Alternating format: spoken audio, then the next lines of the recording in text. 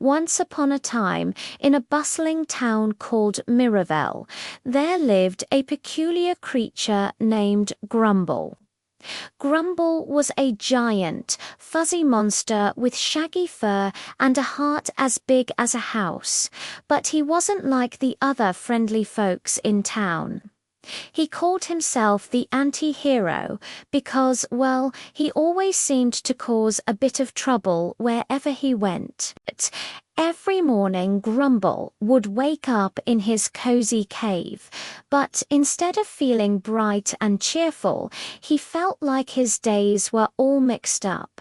My midnights turn into afternoons. He'd groan, rubbing his sleepy eyes. You see, Grumble's worries kept him up all night, working the graveyard shift in his mind, making him feel grumpy and out of place. Grumble had a habit of avoiding his problems. He'd stare at the bright, shiny sun, dreaming of being a hero, but he never looked in the mirror. "Mirrors are scary," he'd mutter. "They show too much." Deep down, he was afraid to see his own mistakes.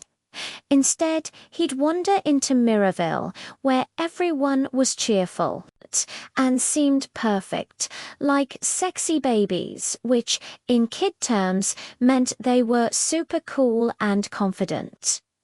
Grumble felt like a clumsy giant next to them, lurching through the town, too big to fit in. One day, Grumble tried to help the townsfolk by sharing his shiny treasures, thinking it would make them like him. But his help was really a way to show off, like a sneaky congressman pretending to be kind. The townsfolk raised their eyebrows and whispered, "Grumble's up to his old tricks again." They weren't mad, but they were tired of cheering for someone who kept causing chaos. That night, Grumble had a wild dream. He imagined his cousin's wife, Sly Sally, plotting to take his treasures, thinking he'd left them to her in a will. In the dream, the family gathered to read Grumble's will, only to find a note saying, "Ha! I'm keeping my treasures." Sally screamed, "He's laughing at us from somewhere sneaky." Grumble woke up in a panic, his fur all fluffed up. "Oh no," he thought, "what if my scheming makes everyone leave me one day?" The next morning, Grumble decided it was time to change. He trudged to the town square, where a big, shiny mirror stood.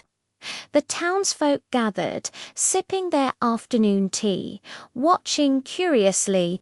Grumble took a deep breath and, for the first time, looked right into the mirror.